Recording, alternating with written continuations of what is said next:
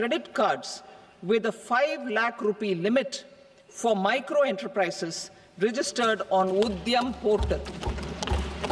In the first year, 10 lakh such cards will be issued. Fund of funds for startups. The alternate investment fund, AIFs, for startups have received commitments of more than 91,000 crores rupees. These are supported by the fund of funds set up with the Government of India's contribution of 10,000 crore rupees. Now, a new fund of funds with expanded scope and a fresh contribution of another 10,000 crore rupees will be set up. A new scheme will be launched for 5 lakh women, scheduled castes and scheduled tribes, first-time entrepreneurs. This will provide term loans up to 2 crore rupees during the next 5 years. The scheme will incorporate lessons from the successful Stand Up India scheme. Online capacity building for entrepreneurship and managerial skills will also be organized. Measures for labor-intensive sectors. To promote employment and entrepreneurship opportunities in labor-intensive sectors, our government will undertake specific policy and facilitation measures. To enhance the productivity, quality, and competitiveness of India's footwear and leather sector, a focused product scheme will be implemented. The scheme will support design capacity, component manufacturing, and machinery required for production of non-leather quality footwear, besides the support for leather footwear and products. The scheme is expected to facilitate employment for 22 lakh persons, generate over 4 lakh crore rupees, and exports of over 1.1 lakh crore rupees. Measures for the toys sector. Building on the National Action Plan for Toys, we will implement a scheme to make India a global hub for toys. The scheme will focus on development of clusters, skills, and a manufacturing ecosystem that will create high-quality, unique, innovative, and sustainable toys that will represent the Made in India brand. Support for food processing. In line with our commitment towards Purvodaya, we will establish a National Institute of Food Technology, Entrepreneurship and Management in Bihar. The institute will provide a strong fillip to food processing activities in the entire eastern region. This will result in 1. Enhanced income for the farmers through value addition to their produce, and 2. Skilling entrepreneurship and employment opportunities for the youth. Manufacturing mission, furthering Make in India. Our government will set up a national manufacturing mission covering small, medium, and large industries for furthering Make in India by providing policy support, execution roadmaps, governance, and monitoring framework for central ministries and states. Details are in Annexure E. Given our commitment to climate-friendly development, the mission will also support clean tech manufacturing.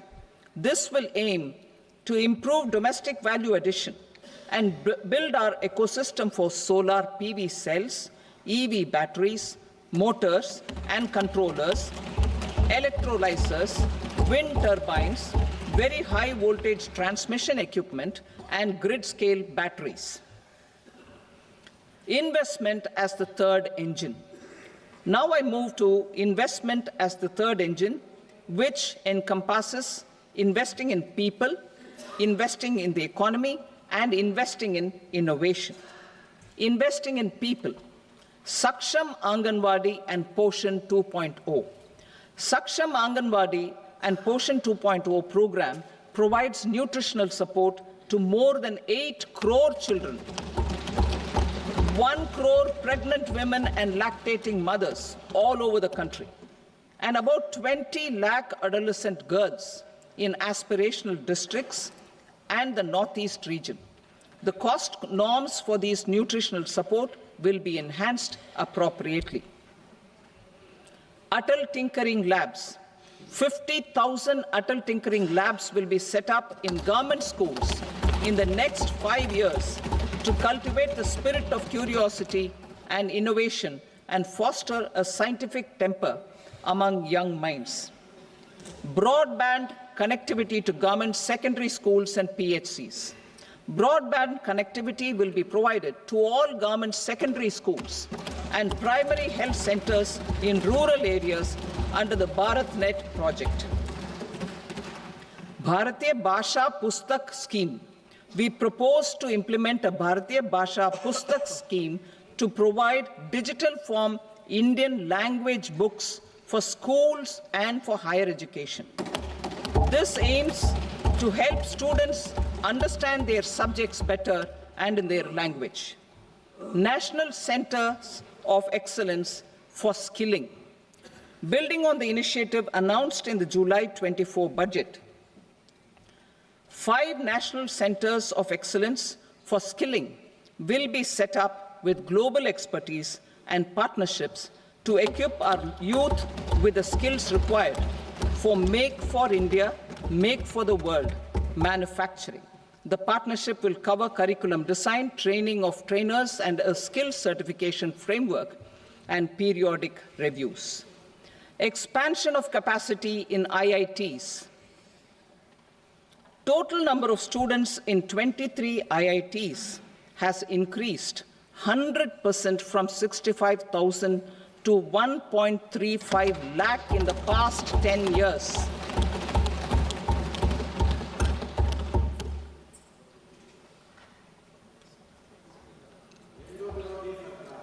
Additional infrastructure will be created in the 5 IITs started after 2014 to facilitate education for 6,500 more students.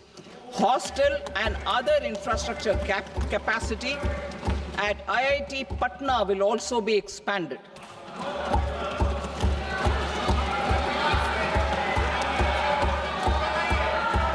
Center of Excellence.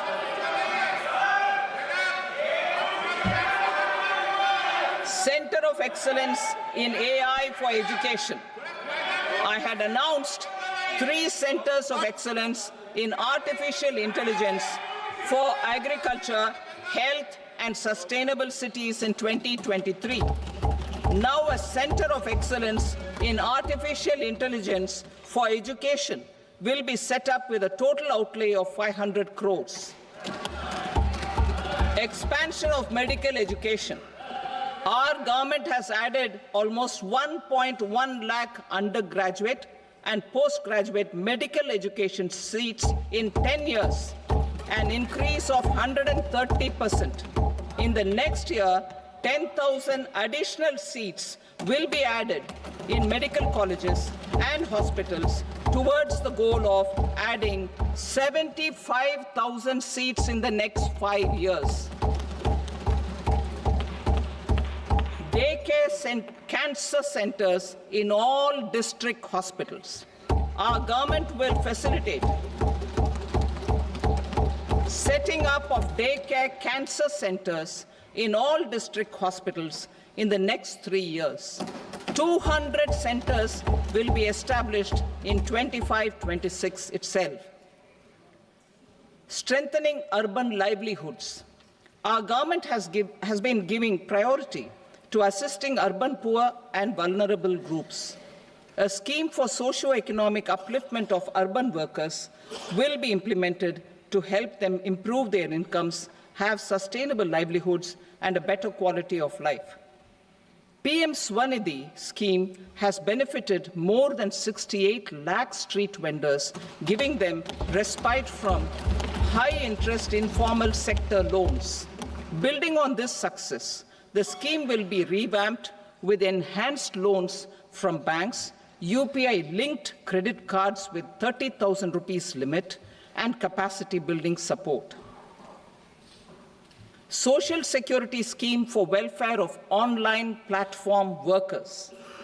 Gig workers of online platforms provide great dynamism to the new age services economy.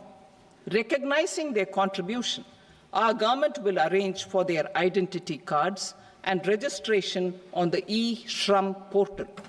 They will be provided health care under PM Jan Arogya Yojana. This measure is likely to assist nearly 1 crore gig workers.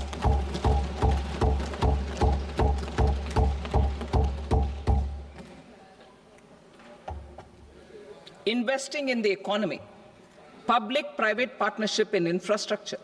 Each infrastructure-related ministry will come up with a 3-year pipeline of projects that can be implemented in PPP mode. States will also be encouraged to do so and can seek support from the India Infrastructure Project Development Fund, which is a scheme to prepare PPP proposals. Support to states for infrastructure. An outlay of 1.5 lakh crore is proposed for the 50-year interest-free loans to states for capital expenditure and incentives for reforms. Building on the success of the first asset monetization plan announced in 2021, the second plan for 2025 to 30 will be launched to plow back capital of 10 lakh crore in new projects. Regulatory and fiscal measures will be fine-tuned to support the plan. Jal Jeevan Mission. Since 2019, 15 crore households, representing 80% of India's rural population, have been provided access to portable tap water connections. To achieve 100% coverage, I am pleased to announce the extension of this mission until 2028 with an enhanced total outlay. The mission's focus will be on the quality of infrastructure and O&M of rural piped water supply schemes through Jan Bhagidari. A separate MOU or separate MOUs will be signed with the states and union territories to ensure sustainability and citizen-centric water services delivery. Urban sector reforms. Building on the July budget proposals, urban sector reforms related to governance, municipal services, urban land and planning will be incentivized. Urban Challenge Fund. The government will set up an urban challenge fund of 1 lakh crore rupees to implement the proposals for cities as growth hubs, creative redevelopment of cities, and for water and sanitation purposes announced in the July budget. This fund will finance up to 25% of the cost of bankable projects, with a stipulation that at least 50% of the cost is funded from bonds, bank loans, and PPPs. An allocation of 10,000 crore is proposed in 2025-26. Power sector reforms. We will incentivize electricity distribution reforms and augmentation of intra-state transmission capacity by states. This will improve financial health and capacity of electricity companies. Additional borrowing of 0.5% of GSDP will be allowed to states contingent on these reforms. Nuclear energy mission for Vikasit Bharat. Development of at least 100 gigawatt of nuclear energy by 2047 is essential for our energy transition efforts. For an active partnership with the private sector towards this goal, amendments to the Atomic Energy Act and the Civil Liability for Nuclear Damage Act will be taken up. A nuclear energy mission for research and development of small modular reactors with an outlay of 20,000 crore will be set up. At least 5 indigenously developed small modular reactors will be operationalized by 2033. Shipbuilding. The shipbuilding financial assistance policy will be revamped to address cost disadvantages. This will also include credit notes for shipbreaking in Indian yards to promote the circular economy. Large ships above a specified size will be included in the infrastructure harmonized master list.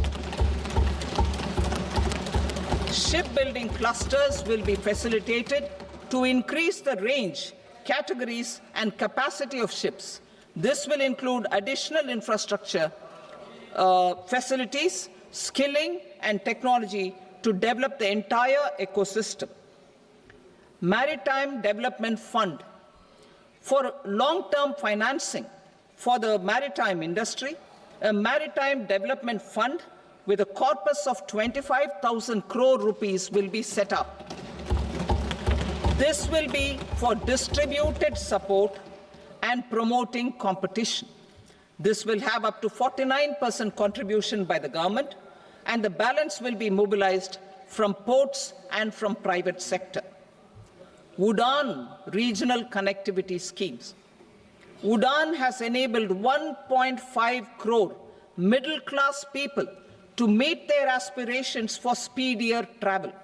The scheme has connected 88 airports, and operationalized 619 routes. Inspired by that success, a modified UDAN scheme will be launched to enhance regional connectivity to 120 new destinations and carry 4 crore passengers in the next 10 years. 4 crore additional passengers in the next 10 years. The scheme will also support helipads and smaller airports in hilly, aspirational, and northeast regional districts. Greenfield airports will be facilitated in Bihar to meet the future needs of the state. These will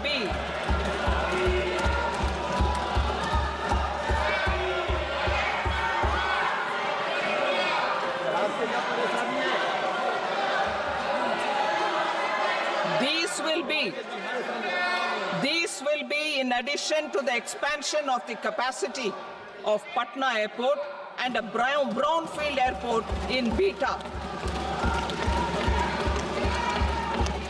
Western Kosi Canal project in Mithilanchal. Financial support will be provided for the Western Kosi Canal ERM project, benefiting a large number of farmers, cultivating over 50,000 hectares of land in the Mithilanchal region of Bihar. Mining sector reforms. Mining sector reforms, including those for minor minerals, will be encouraged through sharing of best practices and institutions of a state mining index. A policy for recovery of critical minerals from tailings will be brought out. Under the special window for affordable and mid-income housing, SWAMI, 50,000 dwelling units in stressed housing projects have been completed and keys handed over to home buyers. Another 40,000 units will be completed in 2025, further helping middle-class families who are paying EMIs on loans taken for apartments while also paying rent for their current dwellings. Building on this success, SWAMI Fund 2 will be established as a blended finance facility with contribution from the government, banks, and private investors.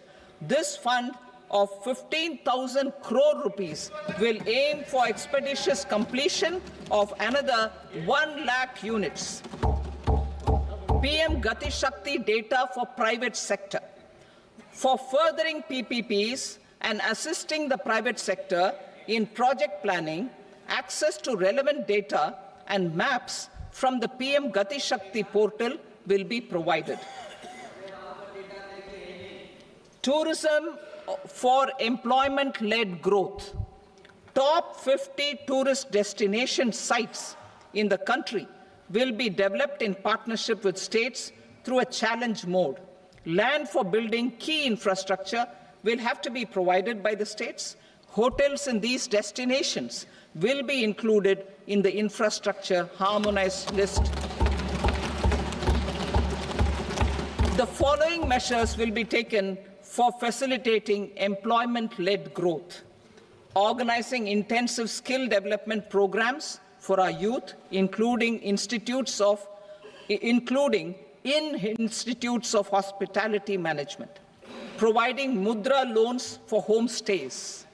Improving ease of travel and connectivity to tourist destinations.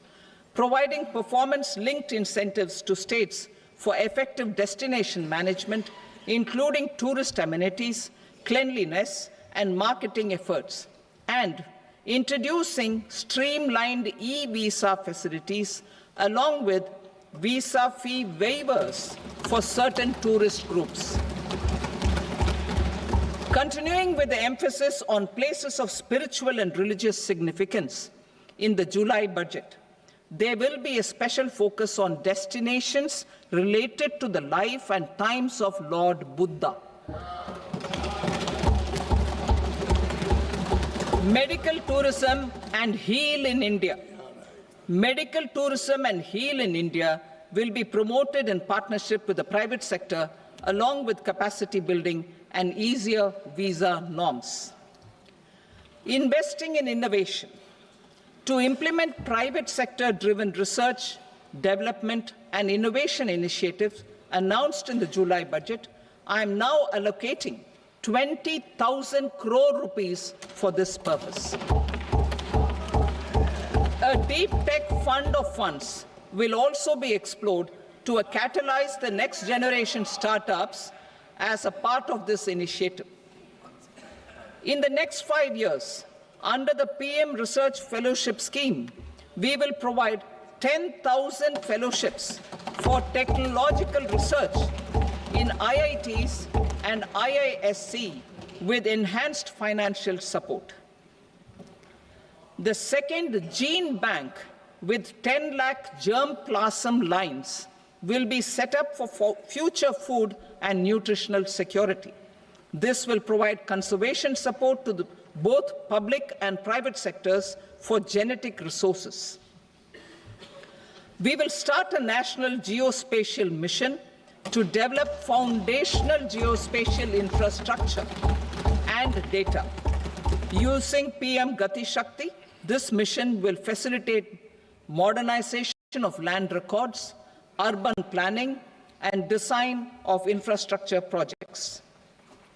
A Gyan Bharatam mission for survey, documentation, and conservation of our manuscript heritage with academic institutions, museums, libraries, and private collectors will be undertaken to cover more than 1 crore manuscripts.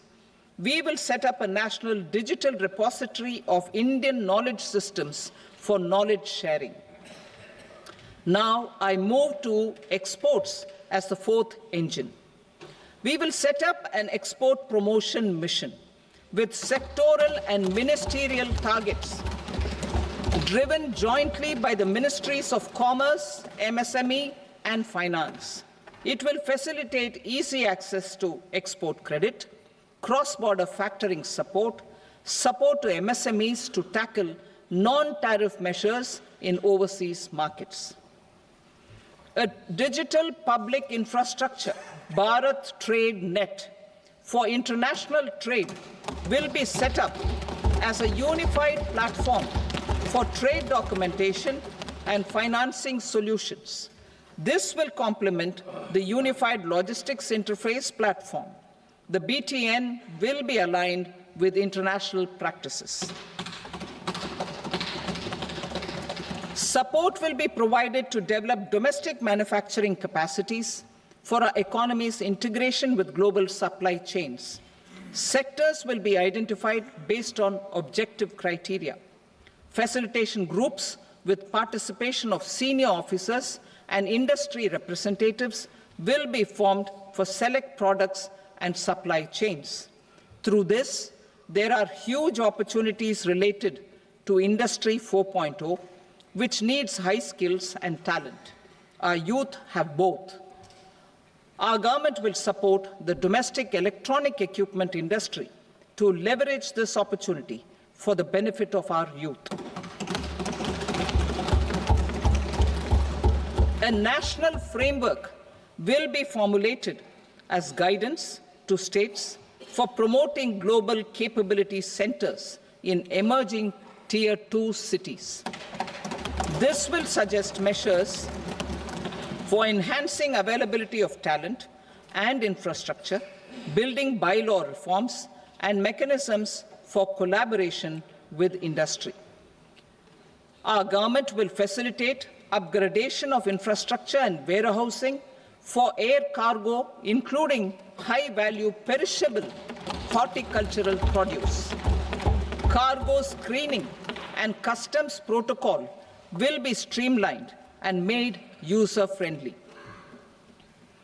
Reforms as the fuel. Over the past 10 years, our government has implemented several reforms for convenience of taxpayers, such as faceless assessment, 2, taxpayer charter, 3, faster returns, 4, almost 99% returns being on self-assessment, and 5, Vivad Se Vishwas scheme.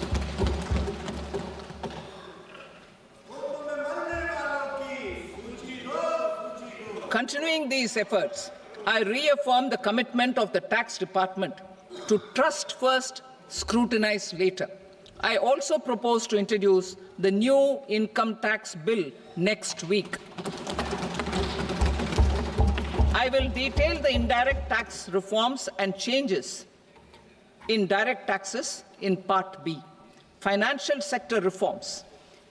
The FDI limit for the insurance sector will be raised from 74 to 100%. This enhanced limit will be available for those companies which invest the entire premium in India. The current guardrails and conditionalities associated with foreign investment will be reviewed and simplified.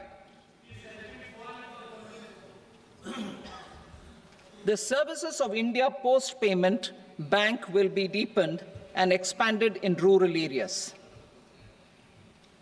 NABFID will set up a partial credit enhancement facility for corporate bonds for infrastructure. Public sector banks will develop Grameen Credit Score framework to serve the credit needs of SHG members and people in rural areas. A forum for regulatory coordination and development of pension products will be set up. To implement the earlier announcement on simplifying the KYC processes, the revamped Central KYC Registry will be rolled out in 2025. We will also implement a streamlined system for periodic updating. Requirements and procedures for speedy approval of company mergers will be rationalized. The scope for fast-track mergers will also be widened and the process made simpler. As proposed in the interim budget, we signed bilateral investment treaties with 2 countries in 2024 to encourage sustained foreign investment, and in the spirit of First Develop India, the current model BIT will be revamped and made more investor-friendly. In the last 10 years, in several aspects, including financial and non-financial, our government has demonstrated a steadfast commitment to ease of doing business. We are determined to ensure that our regulations must keep up with technological innovations and global policy developments. A light-touch regulatory framework based on principles and trust will unleash productivity and employment. Through this framework, we will update regulations that were made under old laws. To develop this modern, flexible, people-friendly, and trust-based regulatory framework appropriate for the 21st century, I propose 4 specific measures. A high-level committee for regulatory reforms will be set up for a review of all non-financial sector regulations, certifications, licenses, and permissions. The committee will be expected to make recommendations within a year. The objective is to strengthen trust-based economic governance and take transformational measures to enhance ease of doing business, especially in matters of inspection and compliances. States will be encouraged to join in this endeavour. An investment friendliness index of states will be launched in 2025 to further the spirit of competitive, cooperative federalism. Under the Financial Stability and Development Council, a mechanism will be set up to evaluate impact of the current financial regulations and subsidiary instructions. It will also formulate a framework to enhance their responsiveness and development of the financial sector. In the Jan Vishwas Act 2023, more than 180 legal provisions were decriminalized. Our government will now bring up the Jan Vishwas Bill 2.0 to decriminalize more than 100 provisions in various laws. I now move to fiscal policy. In the July budget, I had committed to staying the course for fiscal consolidation. Our endeavour will be to keep the fiscal deficit each year such that central government debt remains on a declining path as a percentage of the GDP. The roadmap for the next 6 years has been detailed in the FRBM statement. Revised estimates for 2024-25. The revised estimate of the total receipts other than borrowings is 31.47 lakh crore rupees, of which the net tax receipts are 25.57 lakh crore rupees. The revised estimate of the total expenditure is 47.16 lakh crore rupees, of which the capital expenditure is about 10.18 lakh crore rupees. The revised estimate of the fiscal deficit is 4.8% of the GDP. Budget estimates for 25-26. Coming to 25-26, the total receipts other than borrowings and total expenditure are estimated at 34.96 lakh crore rupees and 50.65 lakh crore rupees respectively. The net tax receipts are estimated at 28.37 lakh crore rupees. The fiscal deficit is estimated to be 4.4% of GDP. To finance the fiscal deficit, the net market borrowings from dated securities are estimated at 11.54 lakh crore. The balance financing is expected to come from small savings and other sources. The gross market borrowings are estimated at 14.82 lakh crore rupees. I will now move to Part B. Indirect taxes. My proposals relating to customs aim to rationalize tariff structure and address duty inversion. These will also support domestic manufacturing and value addition, promote exports, facilitate trade, and provide relief to common people. Rationalization of customs tariff structure for industrial goods. As a part of comprehensive review of customs rate structure announced in July 2024 budget, I propose to 1. Remove 7 tariff rates. This is over and above the 7 tariff rates removed in 23-24 budget. After this, there will be only 8 remaining tariff rates, including 0 rate. 2. Apply appropriate cess to broadly maintain effective duty incidence except on a few items where such incidents will reduce marginally. 3. Levy not more than one cess or surcharge. Therefore, I propose to exempt social welfare surcharge on 82 tariff lines that are subject to a cess. I shall now take up sector-specific proposals. To provide relief to patients, particularly those suffering from cancer, rare diseases, and other severe chronic diseases, I propose to add 36 life-saving drugs and medicines to the list of medicines fully exempted from basic custom duty.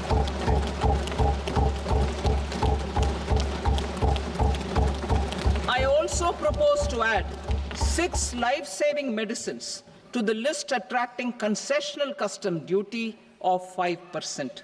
Full exemption and concessional duty will also respectively apply on the bulk drugs for manufacture of the above.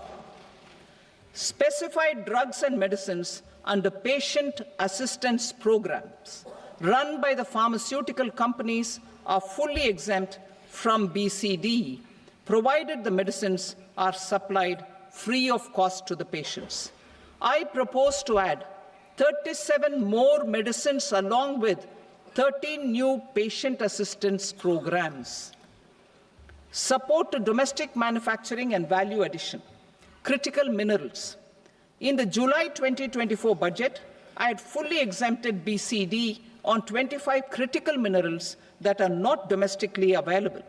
I had also reduced BCD of 2 other such minerals to provide a major fillip to their processing, especially by MSMEs. Now, I propose to fully exempt cobalt powder and waste, the scrap of lithium-ion battery, lead, zinc, and 12 more critical minerals. This will help secure the availability for manufacturing in India and promote more jobs for our youth. To promote domestic production of technical textile products such as agro-textiles, medical textiles, and geotextiles at competitive prices, I propose to add 2 more types of shuttle-less looms to the list of fully exempted textile machinery. I also propose to revise the BCD rate on knitted fabrics covered by 9 tariff lines from 10 or 20 to 20% or 115 rupees per kg, whichever is higher. Electronic goods. In line with our Make in India policy and to rectify inverted duty structure, I propose to increase the BCD on interactive flat panel display from 10% to 20% and reduce the BCD to 5% on open cell and other components. In 23-24 budget, for the manufacture of open cells of LCD, LED TVs, I had reduced the BCD on parts of open cells from 5% to 2.5%. To further boost the manufacture of such open cells, the BCD on these parts will now stand exempted. Lithium-ion battery.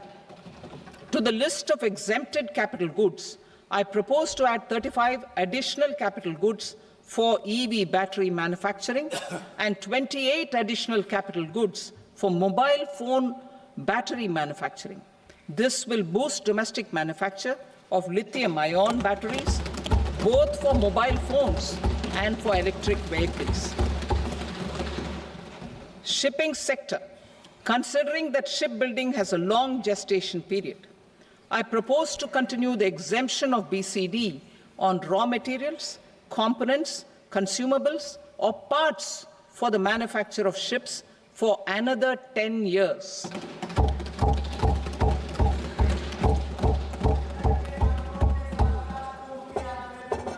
I also propose the same dispensation for shipbreaking to make it more competitive. Telecommunication. To prevent classification disputes, I propose to reduce the BCD from 20% to 10% on carrier-grade Ethernet switches to make it at par with non-carrier-grade Ethernet switches. Export promotion. To facilitate exports of handicrafts, I propose to extend the time period for export from 6 months to 1 year, further extendable by another 3 months if required. I also propose to add 9 items to the list of duty-free inputs. Leather sector. I propose to fully exempt BCD on wet blue leather to facilitate imports for domestic value addition and employment. I also propose to exempt crust leather from 20% export duty to facilitate exports by small tanners. Marine products. To enhance India's competitiveness in the global seafood market, I propose to reduce BCD from 30% to 5% on frozen fish paste, surimi, for manufacture and export of its analog products. I also propose to reduce BCD from 15% to 5% on fish hydrolysates for manufacture of fish and shrimp feed. In July 2024 budget, to promote development of domestic MROs for aircraft and ships, I had extended the time limit for export of foreign origin goods that were imported for repairs from 6 months to 1 year and further extendable by 1 year. I now propose to extend the same dispensation for railway goods. Time limit for provisional assessment. Presently, the Customs Act 1962 does not provide any time limit to finalize provisional assessments, leading to uncertainty and cost to trade. As a measure of promoting ease of doing business, I propose to fix a time limit of 2 years, extendable by a year, for finalizing the provisional assessment. I propose to introduce a new provision that will enable importers or exporters, after clearance of goods, to voluntarily declare material facts and pay duty with interest but without penalty. This will incentivize voluntary compliance. However, this will not apply in cases where department has already initiated audit or investigation proceedings. For industry to better plan their imports, I propose to extend the time limit for the end use of imported inputs in the relevant rules from 6 months to 1 year. This will provide operational flexibility in view of cost and uncertainty of supply. Further, such importers will now have to file only quarterly statements instead of a monthly statement.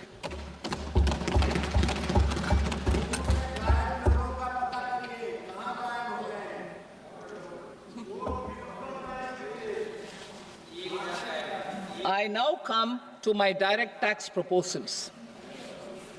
In Part A, I have briefly underlined taxation reforms as one of key reforms to realize our vision of Vikasit Bharat. In respect of criminal law, our government had earlier ushered in Bharatiya Nyaya Sanhita, replacing Bharatiya Danda Sanhita. I am happy to inform this august House and the country that for new income tax bill will carry forward the same spirit of Nyaya in its drafting as well. The new bill will be clear and direct in text, with close to half of the present law in terms of both chapters and words. It will be simple to understand for taxpayers and tax administrators, leading to tax certainty and reduced litigation. Reforms, however, are not a destination. They are means to achieve good governance for our people and economy. Providing good governance primarily involves being responsive. The Tirukural captures this in verse 542, which reads, "Vaanokki vaazhum ulagallam, mannavan kol nokki vaazhum kudi," meaning, just as the living beings live expecting rains, Citizens live expecting good governance. Our government is committed to keeping an ear to the ground and a finger on the pulse and responding while balancing our national building efforts. The following measures will detail just how our government will, under the guidance of PM Modi, has taken steps to understand and address. I repeat that sentence, sir. The following measures will detail just how our government, under the guidance of PM Modi, has taken steps to understand and address the needs voiced by our citizens. My tax proposals are guided by this spirit. The objectives of my proposals are as follows. Personal income tax reforms with special focus on middle class. Rationalization of TDS and TCS for easing difficulties. Encouraging voluntary compliance. Reducing compliance burden. Ease of doing business, employment and investment. I will come to my proposal on personal income tax towards the end. TDS and TCS, rationalization for easing difficulties. I propose to rationalize tax deduction at source, TDS, by reducing the number of rates and thresholds above which TDS is deducted. Further, threshold amounts for tax deduction will be increased for better clarity and uniformity. The limit for tax deduction on interest for senior citizens is being doubled from the present 50,000 rupees to 1 lakh rupees.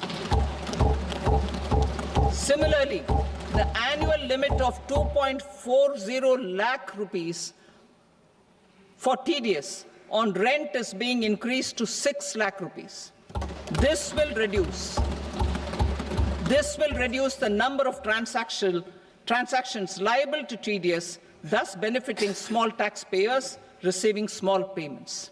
The threshold to collect tax at source, the TCS, on remittances under RBI's liberalized remittance scheme, the LRS, is proposed to be increased from 7 lakh to 10 lakhs. I also propose to remove TCS on remittances for education purposes, where such remittances is out of a loan taken from a specified financial institution. Both TDS and TCS are being applied on any transaction related to sale of goods.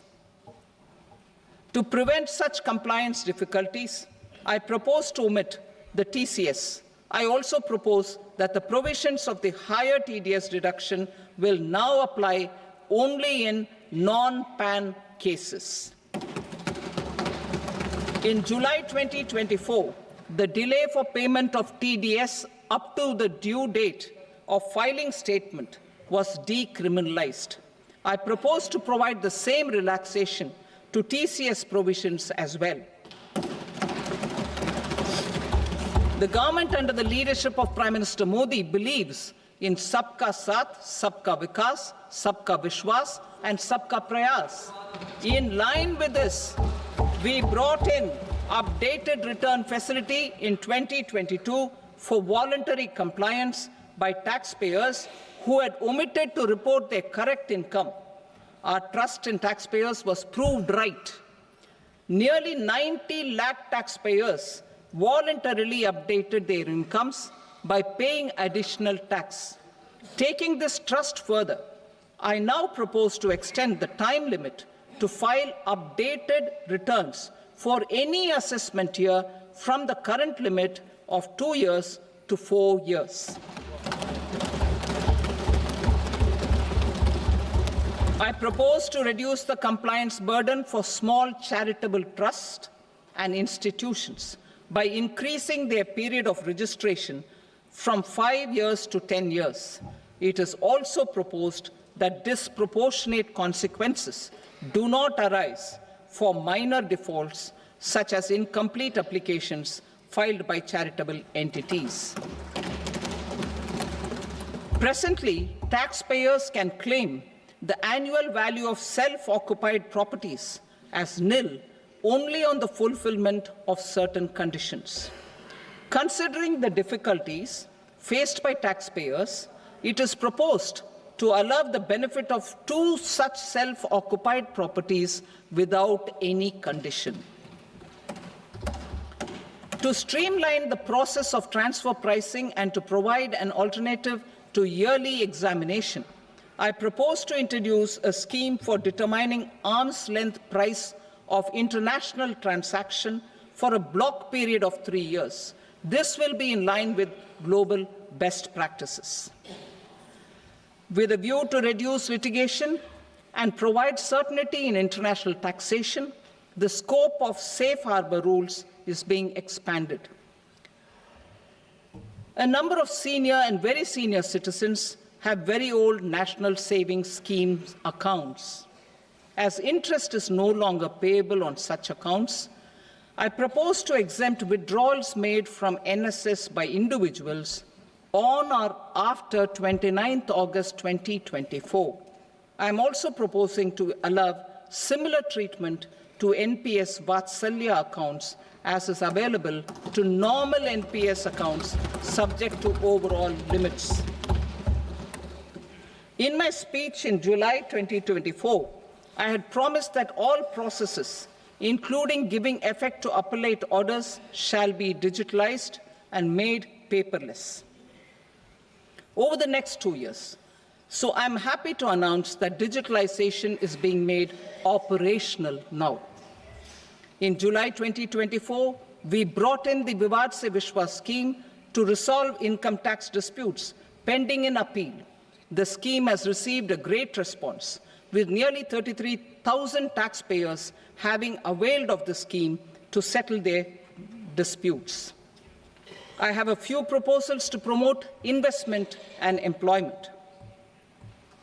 It is proposed to provide a presumptive taxation regime for non-residents who provide services to a resident company that is establishing or operating an electronics manufacturing facility. I further propose to introduce a safe harbor for tax certainty for non-residents who store components for supply to specified electronics manufacturing units. Presently, the tonnage tax scheme is available only to sea-going ships. The benefits of existing tonnage tax scheme are proposed to be extended to inland vessels registered under the Indian Vessels Act 2021 to promote inland water transport in the country. Extension for incorporation of startups. We continue to support the Indian startup ecosystem. I propose to extend the period of incorporation by 5 years to allow the benefit available to startups which are incorporated before 1/4/2030. In order to attract and promote additional activities in the IFSC, I am inter alia proposing specific benefits to ship leasing units, insurance offices, and treasury centers of global companies which are set up in IFSC. Further, to claim benefits, the cut-off date for commencement in IFSC has also been extended by 5 years to 31/3/2030. Category 1 and Category 2 AIFs are undertaking investments in infrastructure and other such sectors. I propose to provide certainty of taxation to these entities on the gains from securities, to promote funding from sovereign wealth funds and pension funds to the infrastructure sector. I propose to extend the date of making an investment by 5 more years up to 31st March 2030.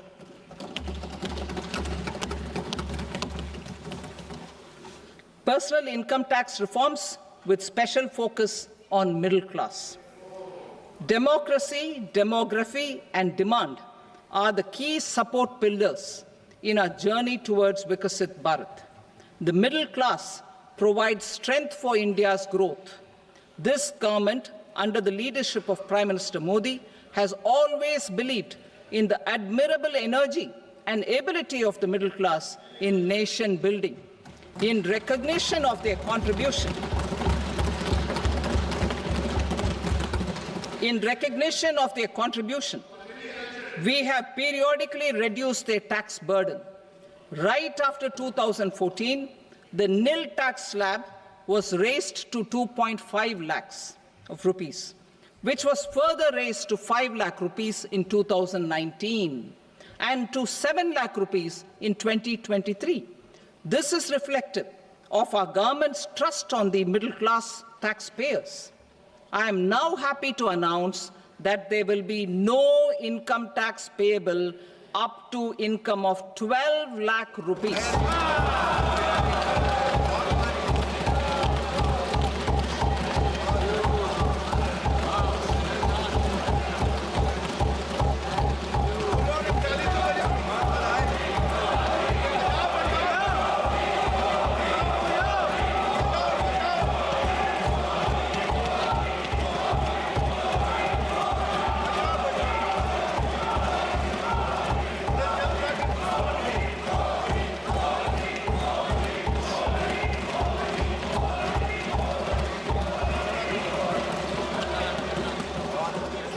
So, average income of 1 lakh per month, other than the special rate income such as capital gains, under the new regime.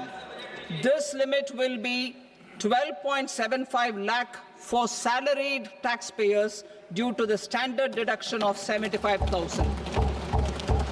Slabs and rates are being changed across the board to benefit all taxpayers. The new structure will substantially reduce the taxes of the middle class and leave more money in their hands, boosting household consumption, savings and investment.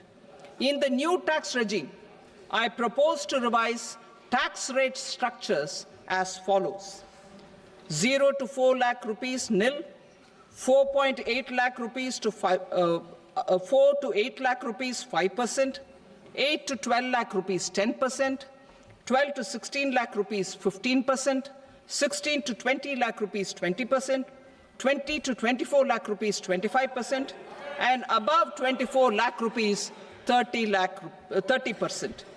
To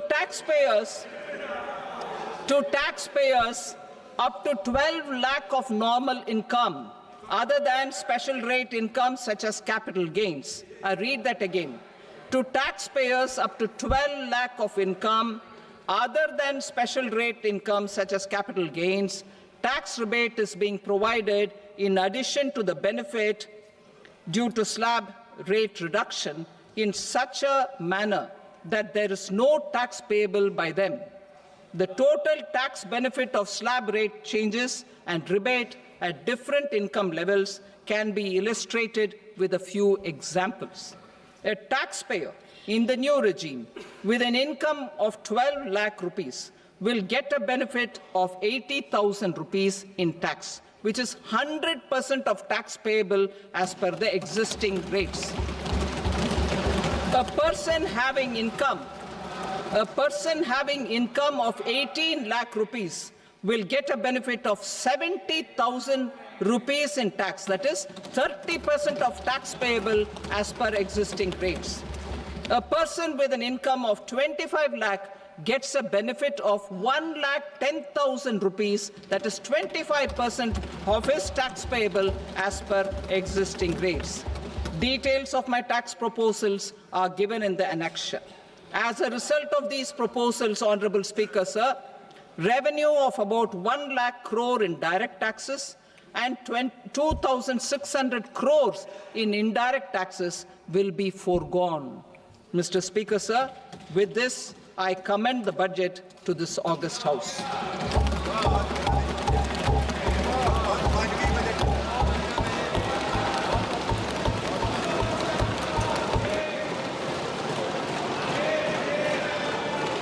Item number 2, Srimati Nirmala Sitharaman.